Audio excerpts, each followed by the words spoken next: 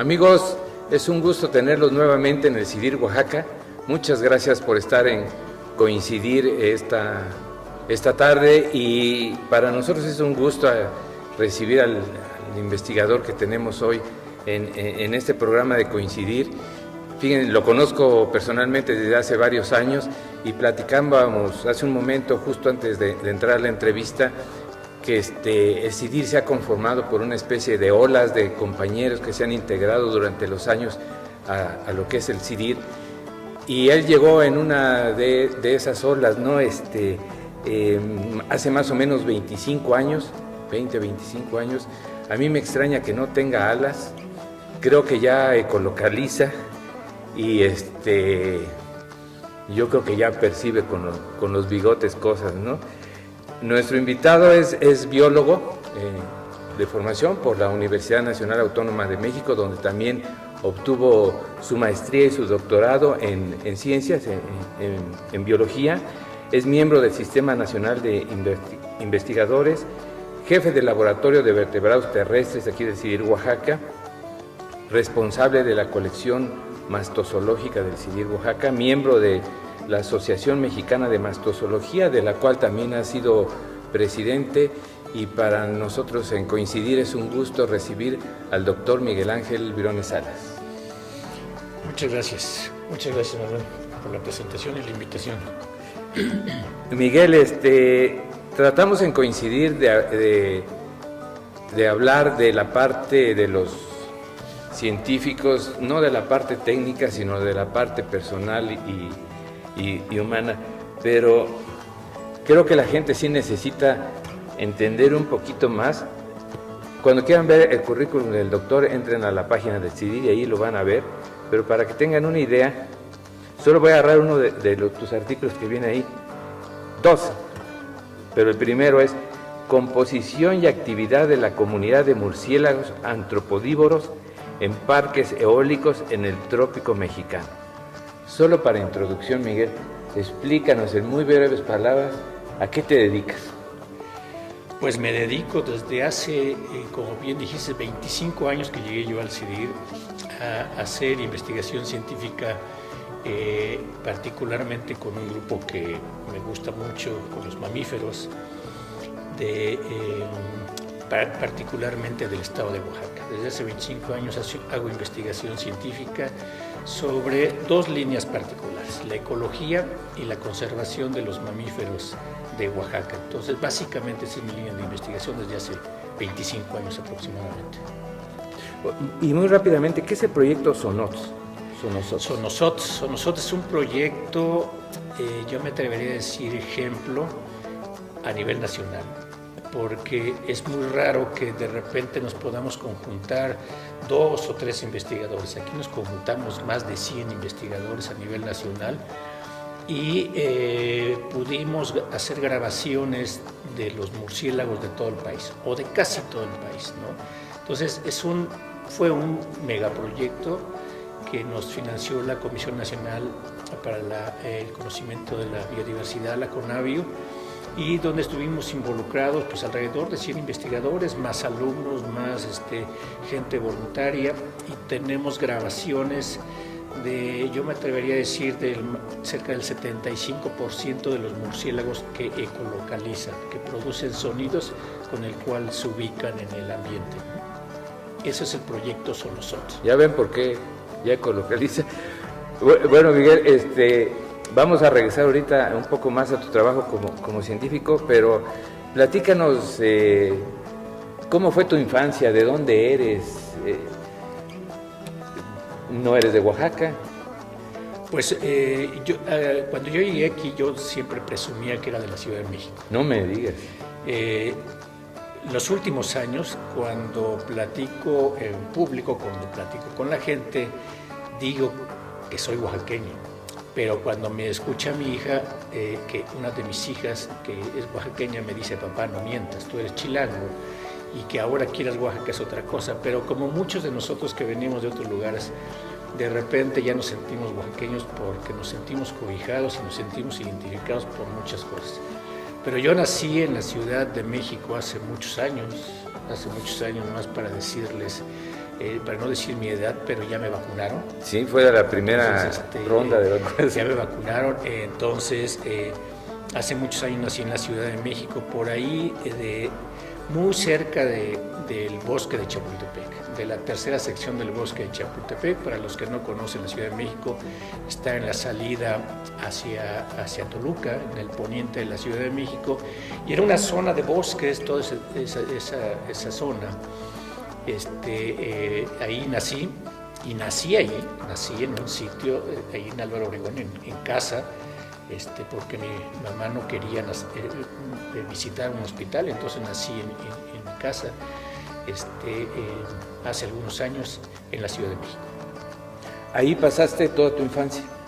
Ahí yo creo que tuve, quizás hoy todavía de las gentes que puedo decir que disfrutó su infancia al 100%. Teníamos todo el bosque para jugar, todo el bosque para andar de vagos. Ahí aprendí pues muchas cosas. No teníamos recursos todavía en aquel entonces, o sea, era una casita muy abandonada, muy alejada. Teníamos que ir por agua lejos, o sea, no teníamos el agua en la casa, no teníamos drenaje, entonces teníamos que hacer uso de búsqueda de agua, de los desechos en otros lados. Entonces, yo creo que ahora las nuevas generaciones eso es muy difícil. Para los niños hoy estar en una letrina o acarrear agua, pues a lo mejor no les suena, pero para mí fue normal en mi infancia. Y entonces ahí, rodeado de bosque, iba a la escuela por las mañanas, llegaba a mi casa, cumplía con mis obligaciones. Mi mamá, mientras trabajaba, nos criaba mi abuelita, y entonces era una persona muy fuerte, muy dominante, que nos traía cortitos. Teníamos que cumplir con nuestras obligaciones. Entonces, para poder jugar, primero la tarea, niños, y después tú vas por el agua, tú haces esto y tú haces esto. Entonces, cumplíamos con nuestras tareas y teníamos toda la tarde para andar en toda la colonia. O sea, un área amplísima. No teníamos temores de vehículos, no teníamos temor de que nos fueran a secuestrar, que nos fueran a asaltar. O sea, fue una infancia riquísima. Me dices que tenías el bosque, y no logro concebir el bosque, bueno, obviamente el bosque de Chapultepec, pero no logro concebir el bosque en la Ciudad de México, y que tú jugaras en un bosque en la Ciudad de México. Todo lo que es el poniente, en la delegación Álvaro Obregón, es igual, para los que no conocen la Ciudad de México, Álvaro Obregón es una zona de barrancas, en donde estas se formaron principalmente por el escurrimiento de las montañas que están hacia el poniente, todo lo que es la parte alta de Toluca y demás, la parte de Lerma, Santiago y demás, que hoy abastece de agua a la Ciudad de México. Pues estas barrancas se forman, entonces había mucha humedad, había mucho bosque, había muchas áreas de pino, había también zonas de eucalipto, recuerdo muchos estos pequeños manchones de eucalipto, de pirú. Entonces ahí andábamos entre la hierba, jugando con los frutitos de muchas plantas, comiéndolos sin saber que podían ser tóxicos, pero ahí estaba nuestra diversión prácticamente, ¿no? Oye, Miguel, ¿y tu adolescencia ocurre también en la Ciudad de México? Mi adolescencia también la pasé en la Ciudad de México, también en ese mismo lugar, con muchos cambios, por supuesto.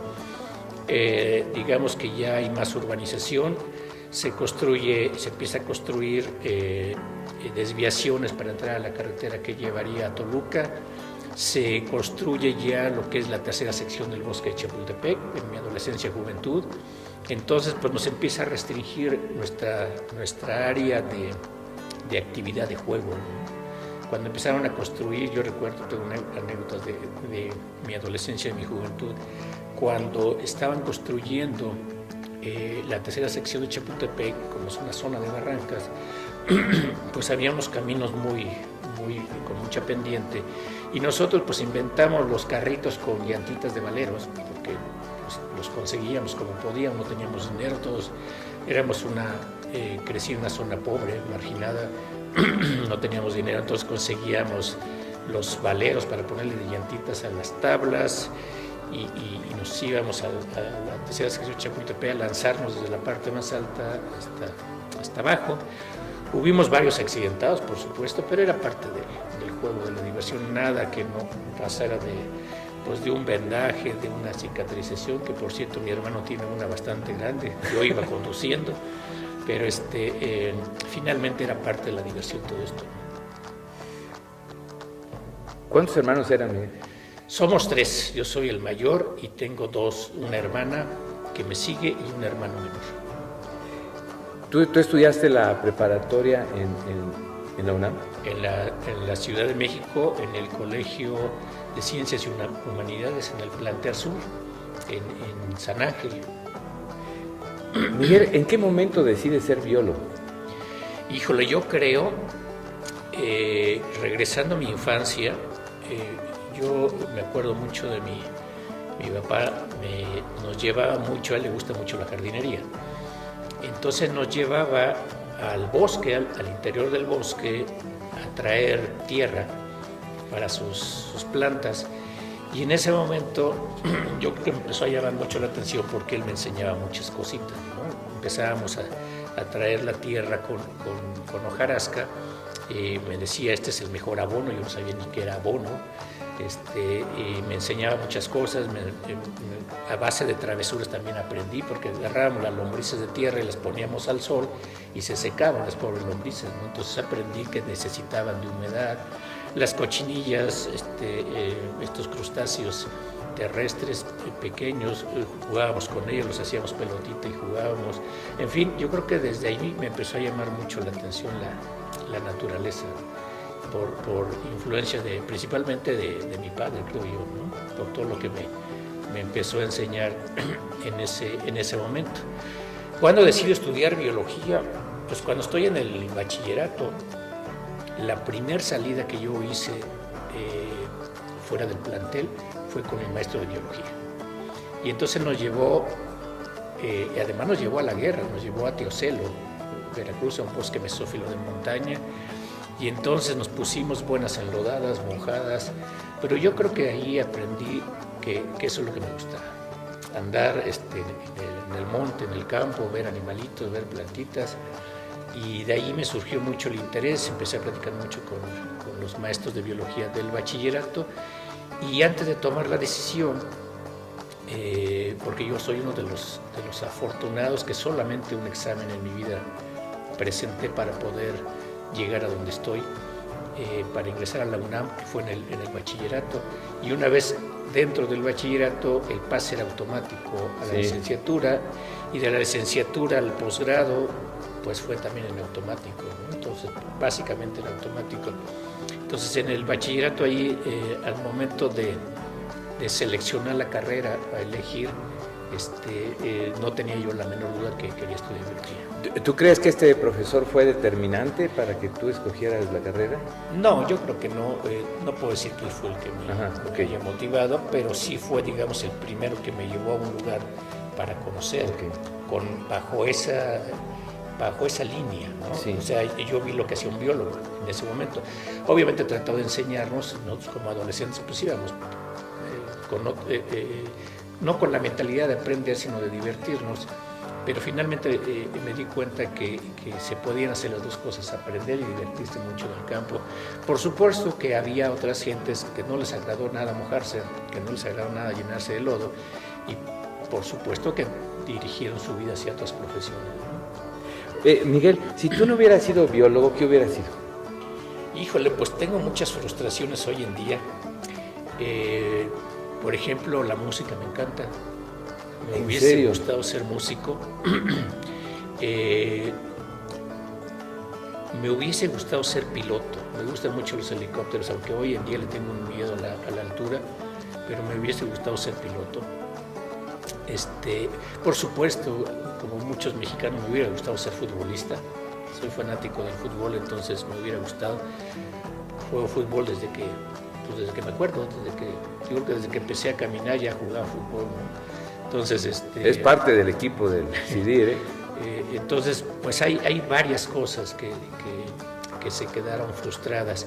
De hecho, estudiar biología era mucha inclinación también por el mar, ¿no? Yo quería dedicar un poco más a las cuestiones marinas, me gusta mucho el buceo, entonces son muchas cosas que ya no pude hacer y que de repente, pues acá ya ahorita con tanto trabajo que hay, pues de repente por ahí la guitarra se asoma un ratito, de repente cuando voy a la playa pues me pongo mi snorkel y mi visor, todos los fines de semana, salvo este periodo de pandemia, pues juego fútbol, entonces digamos que estoy semifrustrado en cosas que hubiese querido hacer, pero que hago de alguna manera, ¿no?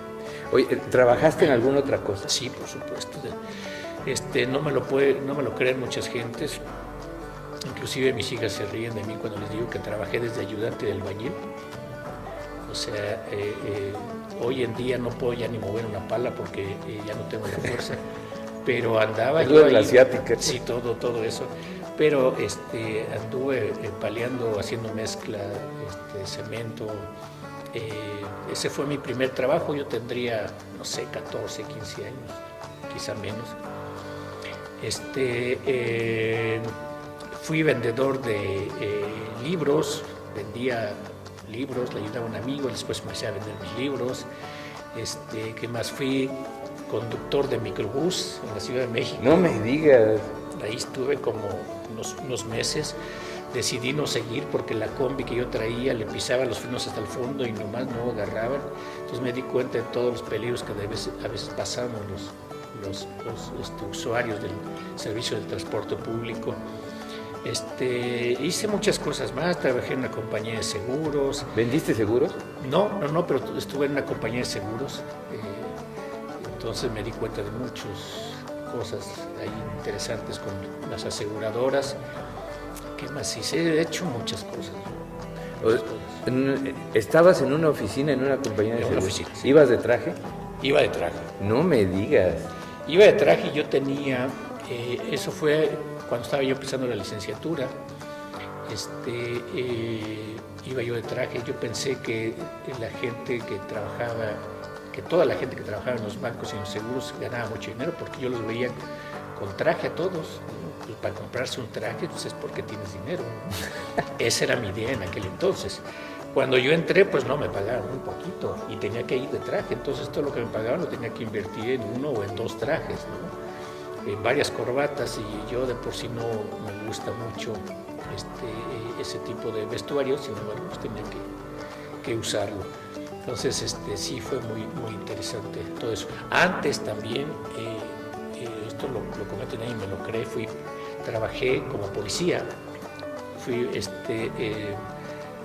en Chapultepec, del servicio de vigilancia en Chapultepec. Ahí también la gente, ahí trabajaba mi papá, me ayudó él a que yo ingresara a trabajar ahí. Y entonces platicando con mis jefes, con los comandantes, les decía, pues es que yo estoy estudiando biología, me gustan los animales, y ellos haciéndome un favor me mandaban al zoológico de Chapultepec. Entonces en el zoológico de Chapultepec, genial. Y como yo trabajaba y estudiaba, entonces cuando me tocaba en la noche era muy bonito porque yo trabajaba de las 3 a las 10 de la noche y me mandaban al zoológico de Chapultepec, y para mí era pues, muy rico porque iba a ver pues los movimientos de los animales, los sonidos de los animales, entonces era muy agradable. Para mí ese trabajo fue bonito cuando no me tocaba tanta gente. Los domingos los odiaba porque los domingos en la Ciudad de México, otra fauna. Todo el mundo va a Chapultepec. Yo decía, ¿por qué no se van a otro lado? Habían tantos lugares para visitar. Chapultepec era de lo más visitado, es de lo más visitado, sí. Uno de los parques urbanos en el mundo más visitado. Entonces, sí era muy pesado los domingos, para mí era sumamente pesado, pero los demás días entre semana era relativamente más. Es como estar en la película de Una noche en el museo, ¿no? Más o menos. Yo creo que sí. Oye, Miguel, ¿cuál podrías decir que es tu pasión? ¿Qué es lo que te apasiona hacer? Hoy en día, yo creo que vamos teniendo etapas en la vida también. Sí, ¿no? Sí, seguramente. Seguimos teniendo etapas. Yo creo que mi pasión, mi primer pasión han sido mis hijas. Okay. O sea, disfrutarlas, pelearme con ellas, saber lo que hacen, que se burlen de mí, que me cuestionen, que me critiquen, que me tengan que comer su comida La que dejaron.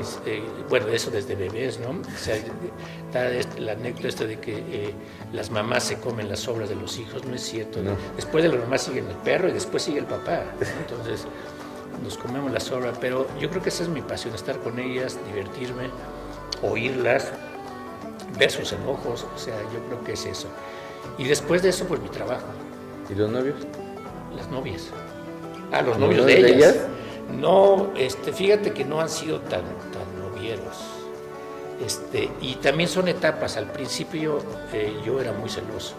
Hoy en día, y dada la situación que vivimos, yo digo, ojalá tengan novio, ojalá estén acompañadas, porque la seguridad que tenemos es bastante mala, ¿no? Entonces yo prefiero verlas acompañadas que verlas solas caminando en la calle. Entonces, para mí, yo creo que ahorita en esta etapa de mi vida, eso es muy bueno, ¿no? No hablamos mucho de eso.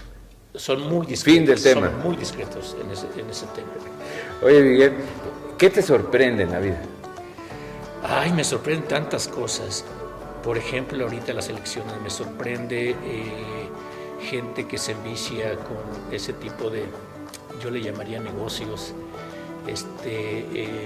Me sorprende que gente que no tiene capacidad para hacer ciertas tareas las sigue intentando hacer o diciendo que las hace, y no solamente en cuestiones políticas, en todos los medios me sorprende que haya gente tratando de hacer investigación cuando no puede o cuando no tiene la vocación, pero así en todos, ¿no? En todo.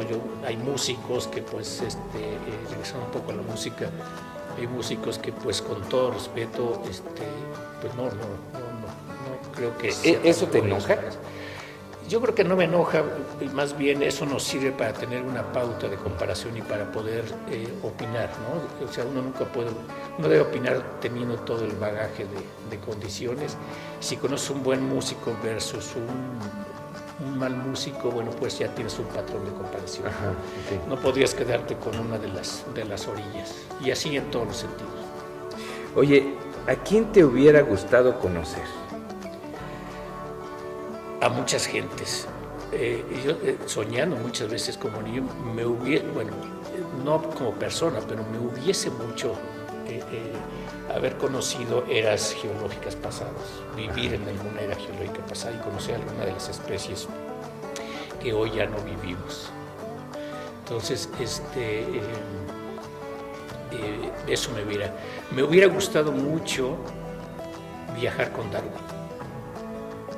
Ir, conocer, oír cómo era un naturalista de esa época, me hubiera encantado muchísimo, ¿no? Y hoy en día hay muchos investigadores que yo admiro y respeto mucho.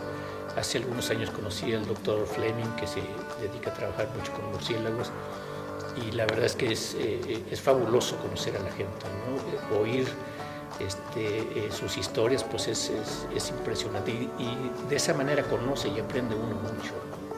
Entonces, yo creo que muchas gentes en la música, híjole, pues no sé, a lo mejor Agustín Lara me hubiera gustado conocerlo, sí, y conocer su mentalidad para escribir, ¿no? Oír de dónde nacían esas canciones. A otra persona que me hubiera gustado también, hablando de la música popular mexicana, se me fue su nombre. Cántalo, si no te acuerdas. De Caminos de Guanajuato. José Alfredo. José Alfredo Jiménez. Porque lo que yo he leído de José Alfredo es que era una persona que le dolía tanto su vida que de repente en las cantinas se ponía a escribir las canciones. Me imagino a José Alfredo bebiendo tequila, pensando en voz alta y escribiendo las canciones, ¿no? Eso no me lo crean mucho, por simples anécdotas que he oído. Otro artista que yo admiro mucho, que me hubiese gustado conocer también, es a Pedro Infante. Me hubiera encantado conocerlo también. Mi familia, mi padre, mis tíos, que tuvieron mucho acercamiento a él, me hablan tantas cosas del legado de él, que me hubiera encantado sentar a platicar un ratito con él. No, es que si ustedes hubieran, yo he tenido la suerte de estar con el doctor Briones en trabajos de campo o en reuniones aquí en el CIDIR, y en verdad que apenas te estoy conociendo después de 25 años, esa parte no la sabíamos. Será porque de repente estamos tan metidos en nuestra vida laboral, nuestra vida académica, que de repente la parte humana la vamos abandonando y yo creo que de repente es bien cierto que hay que conocer al humano, ¿no? Antes que al trabajador, y de repente uno puede decir, es que este cuate anda siempre de mal carácter o siempre anda sonriendo, y a veces uno no sabe lo que trae dentro. ¿Hay algo que te ponga triste, Miguel? Pues sí, la salud de la gente. Sí, creo que no me gusta ver a la gente sufrir cuando está enferma. Si algo quisiera yo es morir quizá ya, o sea, teniendo esta salud mental, esta salud física, creo que tengo una buena salud física y mental. Entonces creo que eso me pone triste, ¿no? Que de repente a la gente adulta y enferma pues la menospreciamos, no la tratamos como tal. Me ha tocado ver cómo tratan a muchas, ver mal cómo se tratan los ancianos, enfermos, inclusive con familia, ¿no? Muchas veces vamos abandonando a nuestros padres. Entonces eso sí me da mucha tristeza. ¿Cuál consideras en tu vida la peor metida de pata que hayas hecho?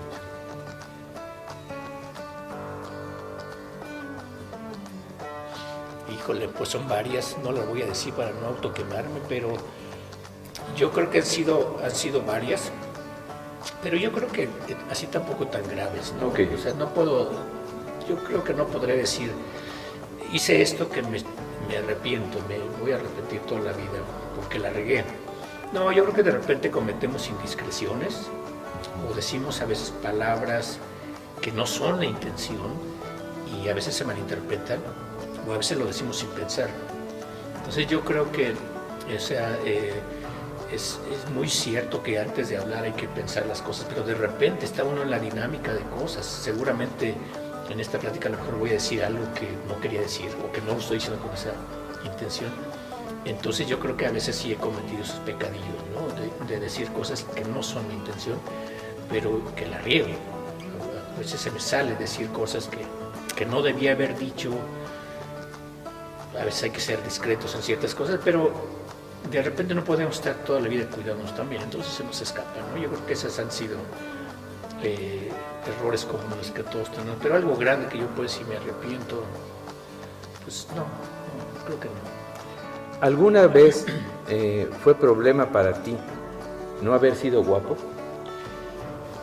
Fíjate que desde que yo era niño, mi abuelo paterno, y eso es muy común, me decía, hijo, los hombres tenemos que ser feos, fuertes y formales, que es lo que dicen hoy en día, ¿no? Bueno, no sé si, si las generaciones hoy en día digan eso, pero a mí mi abuelito me decía, o sea, tú tienes que ser feo, pero tienes que ser fuerte y tienes que ser formal. Y me decía, mi abuelito siempre me daba consejos, por mencionar solamente dos, jamás dejes que la chica con la que vayas, tu pareja, compañera, esposa, lo que sea, se esfuerce por ti. Hazlo tú, abre la puerta tú del coche, trata siempre de pagar tú. Esa fue una cosa. Otra cosa que me acuerdo, me decía, siempre que camines con una dama en la calle, tú tienes que caminar en la parte externa, o sea, hacia todo el manual de Carreño.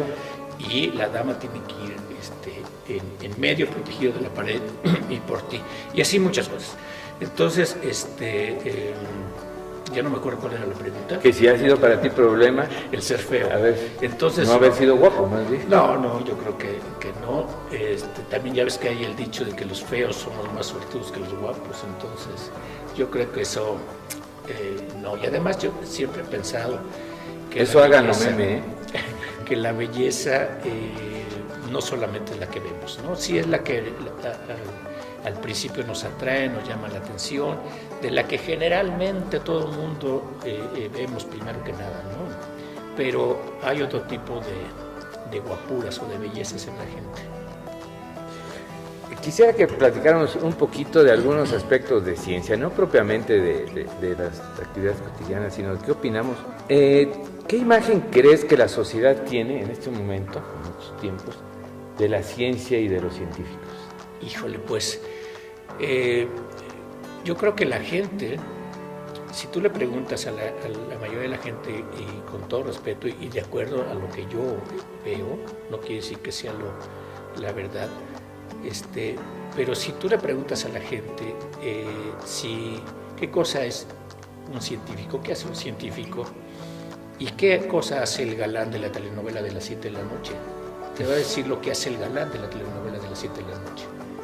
¿Por qué? Porque estamos más preocupados en difundir lo que más se vende, y está bien, es parte del negocio, del trabajo de estas personas, y a los científicos pues hay poca difusión de lo que en realidad hacemos, ¿no? Entonces, yo creo que ahí en parte también nosotros tenemos la culpa, porque los artistas de telenovelas, voy a poner nada más ese ejemplo, aunque podría poner más, pues se saben vender, se saben cotizar, saben hacer su trabajo, y parte de su trabajo es ese precisamente, ¿no? La presencia ante el público. Lo de nosotros no, lo de nosotros es, en el caso particular de la ciencia, de las ciencias biológicas, es mucho trabajar en el campo, es mucho trabajar en un laboratorio, es mucho trabajar con colegas. Entonces, no es nuestro trabajo dar la cara ante el público, y tampoco por los medios de comunicación, los medios de difusión les interesa tanto conocer la vida de un científico, pero sí la vida de un artista que además te va a llevar a otra dinámica de acontecimientos que nos gusta mucho, ¿no? Porque los mexicanos somos hasta cierto punto muy curiosos, iba a decir muy morbosos, pero somos muy curiosos en ese sentido. A mí me divierte más, me entretiene más conocer la vida del actor fulanito de tal que del científico que está generando la vacuna para el COVID. ¿Y qué me importa esa persona? Sí, veía en las redes sociales que la serie Cosmos tiene 2 temporadas. Los reality show de una familia de Estados Unidos creo que tiene 40 temporadas, entonces ahí está la proporción en la que nos ve. Así es. Miguel, ¿tú crees que la ciencia debe ser disruptiva? ¿A qué te refieres con disruptivo? Romper los esquemas establecidos, por decirlo de una manera así. Porque somos muy metódicos en la ciencia. Alguien me decía, es que la ciencia ha seguido sus caminos, ha seguido sus procedimientos, sus metodologías, pero seguimos como haciendo lo mismo desde hace mucho tiempo. En este momento se habla mucho de disrupción. A mí me sorprendió mucho saber que de los primeros trabajos de Watson, este científico que descubrió el ADN, eran sobre cuestiones de espiritualidad y no de bioquímico, esas cosas. ¿Tú qué opinas de eso? Mira, yo creo que la ciencia sigue el método científico experimental. Desde los primeros libros que yo leí de biología, cuando empecé a estudiar biología, o sea, a los de hoy en día, siguen hablando del método científico experimental de la misma manera. Ok. Sí, por supuesto, o sea, una cosa es la experimentación, otra cosa es el análisis de los resultados, hasta llegar a generar leyes, ¿no? Eso se sigue haciendo hoy en día. Lo que está evolucionando mucho es la manera de hacerlo. Yo creo que en ese sentido la ciencia sí va rompiendo siempre paradigmas, va rompiendo reglas y va generando nuevos conocimientos, porque en cada uno de los pasos, que aunque son los mismos, o sea, los pasos no tendrían por qué cambiar, lo que sí está cambiando es la manera de dar cada uno de los pasos, ¿no? En la parte de la experimentación, como te decía, hay nuevos métodos. Nosotros mismos en el área de mastozoología, antes íbamos al campo, empezamos buscando huellas y heces fecales de los mamíferos. Hoy tenemos material muy sofisticado, que son las cámaras trampa, por ejemplo, ¿no? Entonces está cambiando, y eso ¿qué nos da? nos da la posibilidad de tener información de mayor calidad y en mayor cantidad, a diferencia de lo que hacíamos hace 20, 30 años, ¿no? Entonces, las técnicas están cambiando, los modelos de análisis de datos están cambiando y esto nos está dando nuevos pasos en la investigación y va a seguir cambiando. O sea, las nuevas generaciones van a hacer que la ciencia cada vez sea más novedosa, que genere datos mucho más difíciles de los que se podían generar hace 20 años, de los que están generando hoy. Seguramente dentro de 20 años vamos a conocer mucho más de cosas que hoy no podemos, porque la técnica a lo mejor no es la suficiente, porque los conocimientos van generándose lentos, pero van.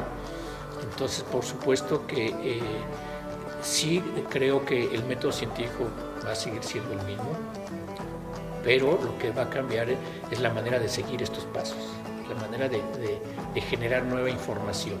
Esto sí, por supuesto, y la mentalidad de los investigadores cada vez es mucho más audaz, mucho más allá, con una visión mucho más amplia. Los jóvenes de hoy en día están pensando, los jóvenes de hoy en día que aman la ciencia, están pensando en cosas que yo no me imaginaba cuando yo era estudiante, ¿no? Entonces, sí, eso es muy interesante y por eso es que sí está cambiando la ciencia, o sea, no el método como se hace, pero sí está cambiando, ¿no? Y nos está dando datos muy interesantes y muy buenos. El ejemplo es que el tiempo tan corto que se llevó para generar una vacuna, ¿no? O sea, el mundo pudo haber colapsado, o la especie humana pudo haber colapsado si no es por esta vacuna y por todas las medidas que hemos hecho, por supuesto, pero este es pues el resultado, una prueba clara de que la ciencia nos ayuda a resolver problemas. Y si le apostamos a la ciencia, si le apostamos a los jóvenes científicos que tienen muchas ganas y mucho entusiasmo, pues vamos a tener muchas respuestas y en muy poco tiempo. Entonces, hay que apoyar más a los científicos, hay que apoyar a la ciencia, no solamente con dinero, o sea, desde muchas perspectivas habría que apoyarlo. Miguel, ¿cuál ha sido tu mayor satisfacción como agente de ciencia? Mira, voy a decirlo en el sentido meramente laboral y académico. Los reconocimientos que yo he tenido para mí han sido muy valorados por mí. O sea, me siento muy orgulloso. Tengo 2, 3 reconocimientos quizá que a diferencia de otros procesos, pues nadie me propuso, nadie me no hiciste pasarela. O sea, no, se salieron de un grupo de gente que ha visto mi trabajo y eso a mí me da una gran satisfacción, ¿no? ¿Cuáles son? Pues aquí tuve un reconocimiento por el Patrimonio Cultural de Oaxaca, un premio al mérito ecológico del gobierno federal y un premio que me da la Asociación Mexicana de Anestesiología, ¿no? Son 3 reconocimientos que, si bien a lo mejor no tienen mucho peso, para mí sí lo tienen, ¿no? Porque es gente que yo no se lo pedí, ni nadie me propuso, que salió del conjunto de gentes que han visto mi trabajo. El otro reconocimiento que valoro mucho es principalmente lo de mi familia, mis hijas, cuando me dicen, órale, qué chido papá, qué bueno que ya salió tu artículo, aunque no lo leen y a veces no saben para qué sirve, pero el que me feliciten, o sea, eso es buenísimo, ¿no? Y por supuesto que los demás miembros de mi familia y pues mis amigos, porque siempre hay amigos que dicen, órale, qué bien, qué bueno que salió otro artículo tuyo, qué bueno que estás en el SNI, qué bueno que, o sea, ese tipo de cosas son muy ricas porque te ayudan a seguir trabajando. Que quisiera un reconocimiento de la gente, de la sociedad, pero no un documento, no un papel, no una medalla, no un premio. O sea, me gustaría que lo que hacemos, que lo que yo hago pudiera llegar a la gente, que lo pudiera leer y usarlo, ¿no? Conocer a los murciélagos, conocer a los jaguares, conocer a los venados, que sepa la importancia que tienen los animales en el ecosistema, que no le ande tirando a los pájaros con las resorteras, que no ande correteando a los conejos. Cuando la gente lea o sepa de lo que hacemos o de lo que hago particularmente, se me va a dar mucho gusto. por lo pronto hay que buscar otros caminos para que esta información llegue a la gente, ¿no? Ok, gracias Miguel. Fíjate que hay muchas preguntas que no sabíamos cómo incluirlas en esta entrevista, algunas de ellas no sabíamos en qué sección acomodarlas, por lo cual dijimos, tiene que haber algunas preguntas sorpresas.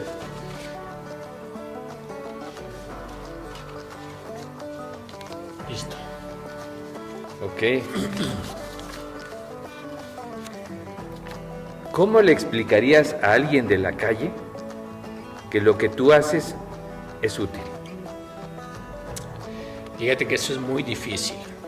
Eso es muy difícil porque de repente no podemos eliminar conceptos técnicos y entonces nos cuesta trabajo explicarlo, y cuando lo explicamos de repente no nos entiende.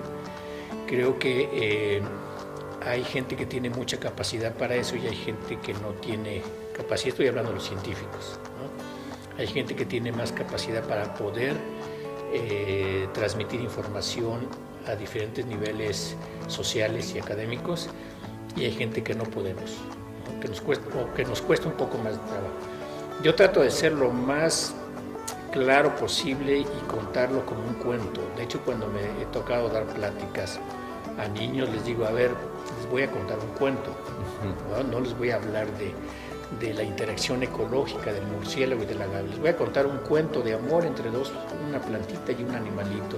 Y entonces trato de ser lo más claro posible, con este lenguaje más claro, más coloquial, para que pueda entenderme la gente, ¿no? Ahora estamos hablando de la gente en la calle. Puedo encontrarme un abogado, puedo encontrarme un contador, puedo encontrarme un vendedor de chicles, puedo encontrarme a alguien que no ha ido a la escuela jamás en su vida, o alguien que tiene un posgrado. Entonces también depende, ¿no? Es complicado, es difícil, es muy difícil.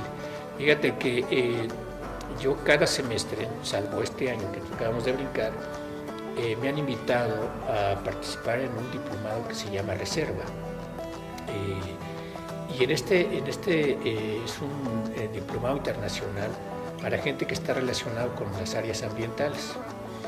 Pero en él no van biólogos, o no van solamente biólogos, van abogados, van conductores de la camioneta del Parque Nacional, no sé qué, va veterinarios,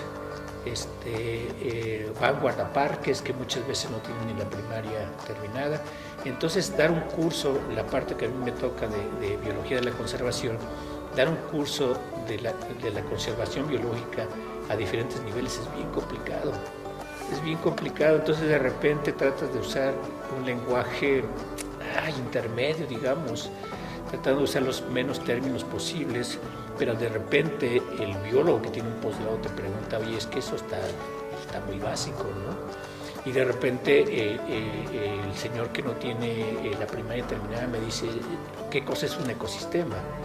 Entonces es complicado. Lo mismo sería estar en la calle con alguien que no sabes realmente cómo contárselo, ¿no? Entonces siempre generalmente empiezo muy básico, y de repente, bueno, conforme ya me entero, conozco a la persona, bueno, ya le voy, digamos, subiendo un poquito, ¿no? ¿Estarías de acuerdo conmigo que esta área de comunicar la ciencia, de divulgar la ciencia, es algo que debemos, en algunos casos, desarrollarlo como habilidad propia, pero también incluso dar espacio para gente que se dedique a esta parte? Yo creo que nosotros deberíamos tener la capacidad para hacerlo. De repente, en muchos posgrados no tenemos una materia que nos ayude a orientarnos en ese sentido. Entonces, pues muchas veces lo hacemos como podemos. Sí. Y muchos de nosotros inclusive no estamos preparados para dar docencia, para ser docentes, ¿no? Entonces damos nuestras clases como vamos aprendiendo. Entonces yo conozco excelentes maestros que nunca tomaron una clase de pedagogía o de docencia en términos generales, pero también maestros bastante malos, ¿no? Y investigadores que tienen un buen nivel académico, pero que no saben dar una clase. Entonces yo creo que sí deberíamos estar preparados para ello. Y número dos, yo creo que hay personas como ustedes que están un poco más dedicados a esta cuestión, pues que ya tienen la experiencia, que han tenido la formación y que tienen la habilidad, ¿no? A mí me fascina ver cómo ciertas actividades nos llegan llegan a donde queremos que llegue la gente, ¿no? Entonces eso es bien interesante, bien bonito. Gracias, Miguel. Vamos a pasar a un rally. Te voy a pedir respuestas muy rápidas. Lo primero que se te venga a la cabeza, ¿sí? Es lo que te salga, lo que te brote. Perfecto. ¿Cuál es tu libro favorito? El Clan del Oso Cavernario. ¿Serie o película favorita? Hay varias, pero me gusta Danza con Lobos. ¿Deporte? El fútbol. ¿América o Pumas? Pumas por mi casa, donde me formé. Chivas por profesión, porque me gusta. ¿Y América? No. Ok. ¿Qué no has hecho en la vida? Cantar públicamente. ¿Tu comida preferida? Hijo, hoy en día muchas, el pollo, el mole oaxaqueño. ¿Tu hobby? Ver películas. ¿Mascotas? Los perros, los peces, y bueno, yo creo que eso. ¿Mientes? Sí, yo creo que todos mentimos en alguna ocasión. ¿Crees que sea parte de evolución? Es parte del proceso social y yo creo que también el proceso evolutivo que ha tenido el hombre. ¿Qué pregunta crees que me faltó hacerte? Yo creo que muchas, pero quizás sí esté bien, que no me preguntes otras cosas.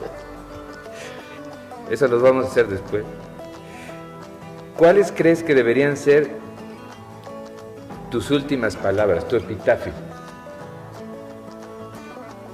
Pues yo creo que, yo creo que como toda la gente le dedicamos las palabras a la gente que queremos. Entonces yo creo que va a ir por ahí. Si tengo tiempo, yo creo que va a ir por ahí.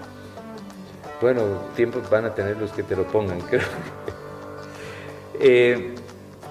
¿Algo que quieras agregar en esta entrevista que estamos prácticamente por terminar? Pues